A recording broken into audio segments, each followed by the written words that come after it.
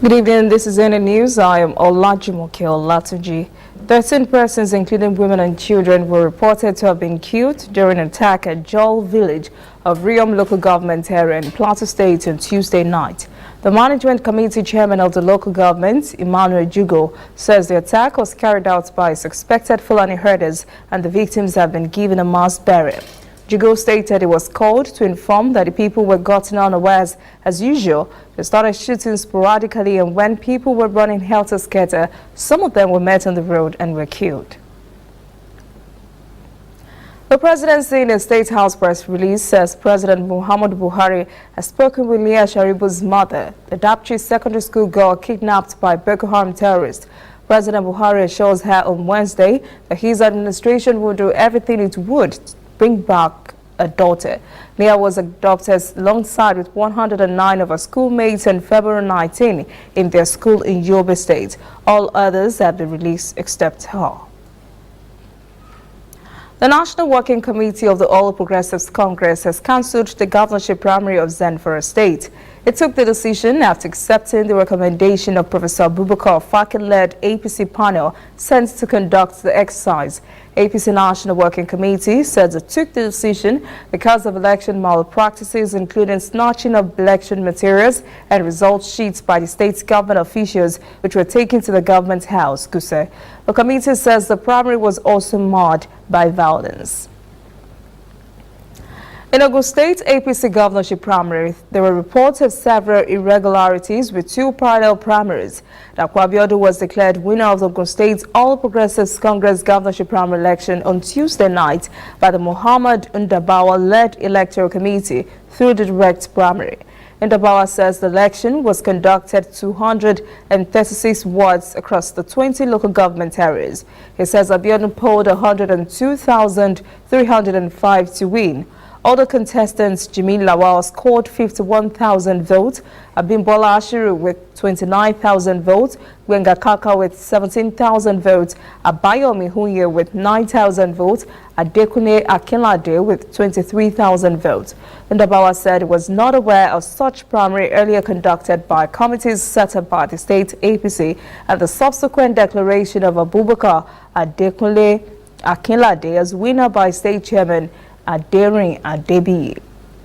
The federal government has approved a 90-day time frame between October and December for micro, small and medium enterprises to register their business at 50% reduction from 10,000 naira to 5,000 naira.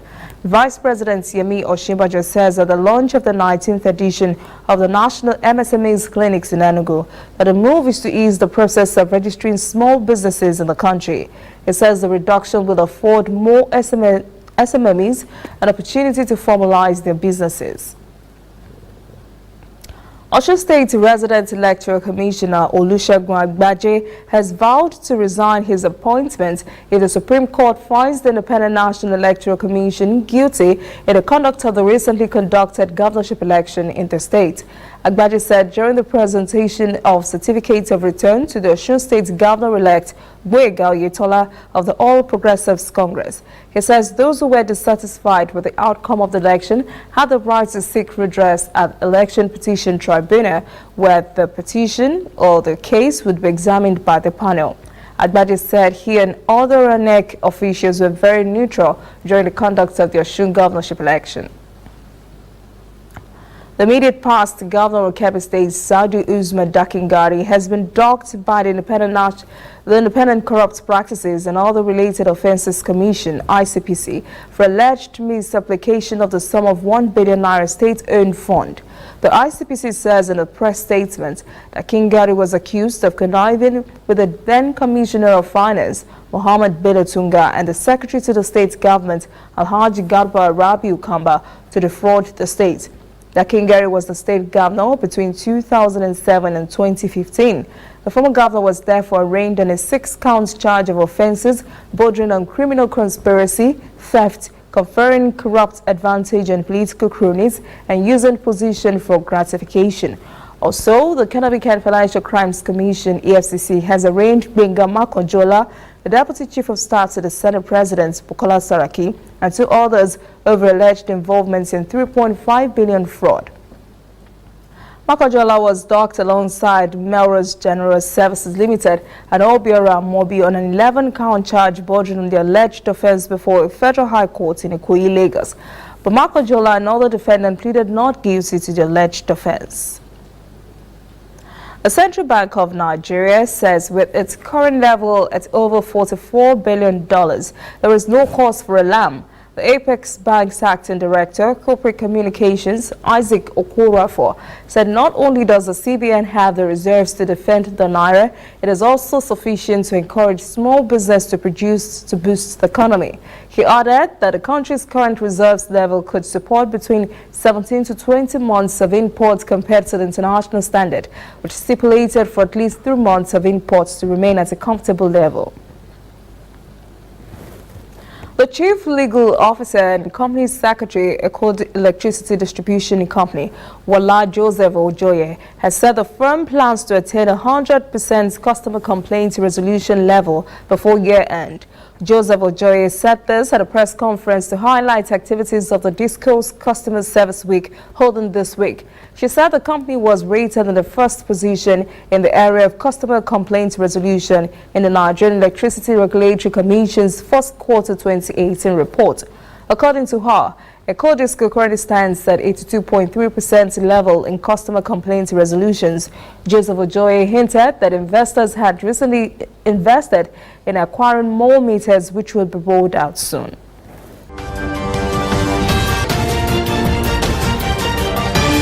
You are watching ANN.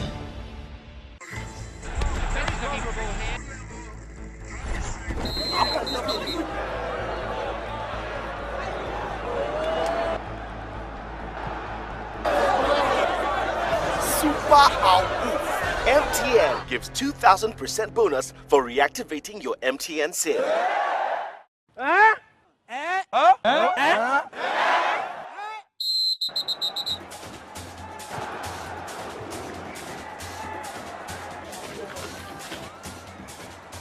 That's right.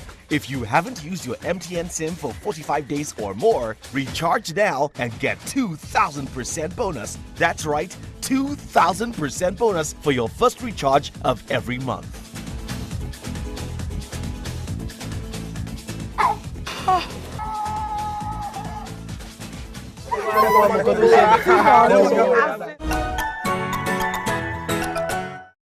Whether in your house, at your office, on your phone or online, we are there. We have the facts behind the headlines. We cut to the chase with the news you really need. We cover every angle. We are the bigger, better news network. We are African News Network. ANN. Watch ANN News on MITV from a truly African spirit. Welcome back. This is ANN News. In Africa Stories, Public Health Ministry in Niger Republic says at least 6 to 8 persons have died in a cholera epidemic that began 3 months ago. The ministry says it has registered almost 4,000 cases of the disease, which is caused by contaminated food or water and could cure within hours if untreated. The epidemic has spread in the central Maradi region and has also affected 3 other regions. Meanwhile, an employee of the medical charity Doctors Without Borders has been kicked out of the country on Wednesday for exaggerating the death toll from a malaria epidemic in the south of the West African country. The doctor was alleged to have said in a video 10 children were dying each day in the southern town of Magaria from malaria or malnutrition. A claim Health Minister Idi Ilaso said was false. A long-awaited law in Morocco aimed at protecting thousands of young girls working as housemaids has taken effect. It sets a minimum age for household work to 18 in a bid to end exploitation and abuse of young girls working from scrupulous employers. The law imposes financial penalties on employers failing to provide contracts, a minimum wage, a weekly day off, and annual holidays. The Moroccan Collective for Eradicating the Exploitation of Little Maids, as the young housemaids are known, said the new law fails to provide means to reintegrate them into society. The 2010 study commissioned by NGOs found that thousands of young girls under 15 years old were working as maids in the country. A drunk Ethiopian police officer is reported to have shot dead 2 colleagues in the capital, Addis Ababa, on Thursday. Federal Police Commissioner Zainu Jula said the attacker was also shot dead. Zainu did not mention any possible ethnic motivation behind the shooting. Residents in the central district of Bole, where the shootouts occurred, said roads were blocked off, but calm appeared to have returned to the area. Zimbabwe has embarked on a massive vaccination drive as it battles the cholera outbreak that has killed at least 49 persons.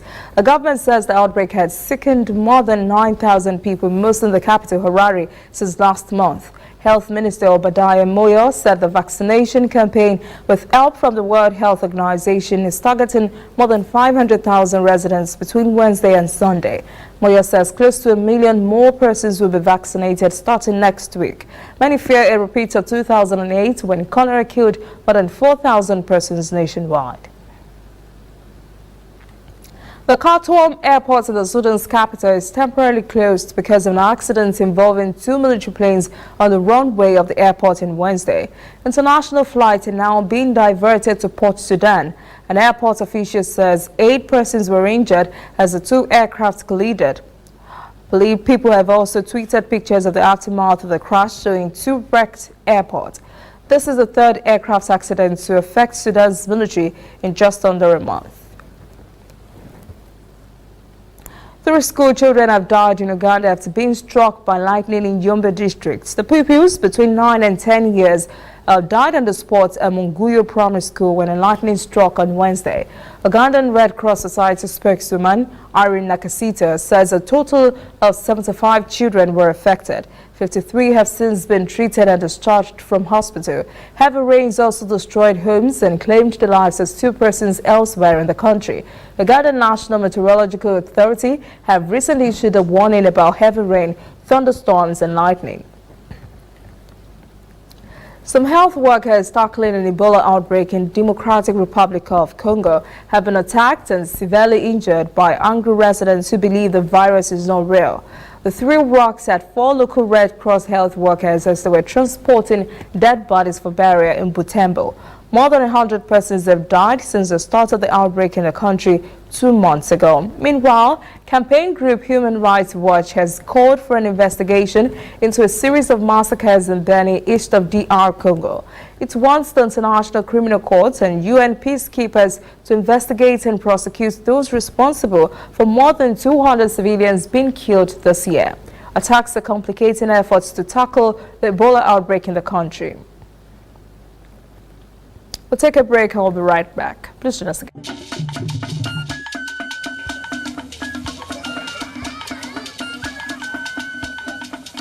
Are you sure you want to do this? Adam, go and bring us your husband. Okay, hello baby. We're in this together, okay? Can you hear me? Keep coming forward. Wait, stop. You okay, lean to your right. Keep walking down. Keep walking to the left. Yes. You're almost here. Keep going. You are here. Wow, you did it. I'm just so glad I didn't have to use my cane to do this. And I am so glad no other man got you before me. Let me be your eyes. We will never stop working to give you a network you can rely on so you can enjoy life's special moments. MTN, everywhere you go. Welcome back. This is CNN News. In international news, the U.S. will pull out of a decades-old treaty with Iran, which was used by Iran's leader, Tehran, as the basis for a case at the International Court of Justice. U.S. Secretary of State Mike Pompeo said the decision was long overdue. Iran took the U.S. to court after it reimposed sanctions on the back of abandoning a nuclear deal in May. Iran argued that the sanctions violated the terms of the 1955 Treaty of Amity. After the ICJ ordered the U.S. to ease tensions on Wednesday, Pompeo said the treaty would be terminated and that the decision that is 39 years overdue. National Security Advisor John Bolton said all agreements which could expose the U.S. to ICJ rulings would also be reviewed. Both men rejected the ICJ ruling and called Iran's claim baseless. A 2-hour standoff in Florence County, South Carolina, between a male suspect and authorities led to 7 officers being shot, killing 1. The male suspect, who held children hostage, has fired upon officers from multiple agencies as yet to be named. Police say the children went unharmed. The incident began around 4 p.m. where investigators from Florence County Sheriff's Office attempted to serve a warrant at the home. That's when the suspect started to shoot. Soon, Florence Police Department officers responded to assist deputies as the suspect remained barricaded inside the home. 3 county deputies and 4 officers were shot before the suspect surrendered after talking with a negotiator. Rosemary Mansour, the wife of Malaysia's former Prime Minister Najib Razak, was charged with money laundering after her arrest yesterday. The former First Lady faced the court and pleaded not guilty and is now on bail with her husband, who has already been charged with 2 counts in money laundering and fraud after his dramatic fall from office in elections last May. Rosemary's arrest follows 3 rounds of questioning by the anti-graft agents over state fund Malaysia department buried, from which U.S. authorities say more than $4.5 billion was misappropriated. She was questioned for 13 hours. American President Donald Trump's nominee for the Supreme Court, Brett Kavanaugh, will soon learn his fate whether he will be promoted to the highest court in the land. The FBI has submitted a report on its background investigation into allegations of sexual crime against the nominee. The U.S. Senate could be making a final decision as early as Friday on whether Brett Kavanaugh receives a lifetime seat on the Supreme Court. On Wednesday, sources told Reuters the FBI's report on allegations of sexual misconduct against Kavanaugh was nearly done. That would mark a new turning point in the battle over President Donald Trump's second Supreme Court nominee. The White House said in a statement early Thursday they'd received the FBI's report and would send it to the Senate. However, several people with information on the allegations also told Reuters they have yet to be approached by the FBI. That could mean the report's scope is narrower than expected by lawmakers who demanded it just days ago. President Trump limited the investigation to no more than a week. On Wednesday, House Majority Leader Mitch McConnell also filed a petition for a so-called cloture vote. If successful, it would start a final 30-hour waiting period before the vote on Kavanaugh can commence and would limit debate surrounding his nomination. Trump's fellow Republicans only hold a 51-49 seat majority in the Senate. Democrats were nearly unanimous against the embattled federal appeals court judge. So Kavanaugh's fate could hinge on 3 GOP senators, Jeff Flake, Lisa Murkowski, and Susan Collins. All of them have broken with their party in the past, and all 3 have criticized Trump for remarks on Tuesday against one of Kavanaugh's accusers, Christine Blasey Ford. At a rally, Trump had imitated testimony Ford gave the Senate over her accusations Kavanaugh sexually assaulted her at a party in 1982. Ford's attorney said she had also not been contacted by the FBI. Kavanaugh has denied Ford's accusation, along with allegations from 2 other women, all dating from the 1980s.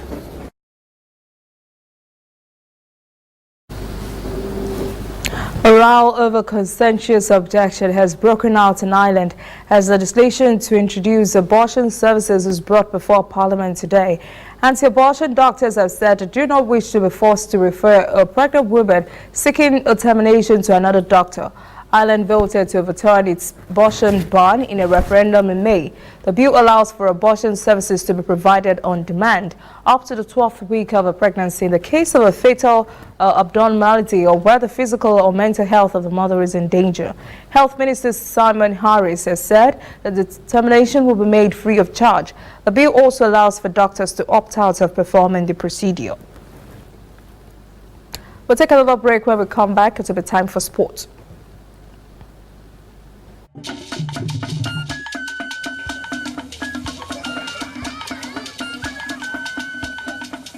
Are you sure you want to do this? Adam, go and bring us your husband. Okay, hello baby. We're in this together, okay? Can you hear me? Keep coming forward. Wait, stop. You okay, Lindsay, alright? Keep walking down. Keep walking to the left. Yes. You're almost here. Keep going. You are here. Wow, you did it. just so glad I didn't have to use my cane to do this. And I am so glad no other man got you before me. Let me be your eyes. We will never stop working to give you a network you can rely on so you can enjoy life's special moments.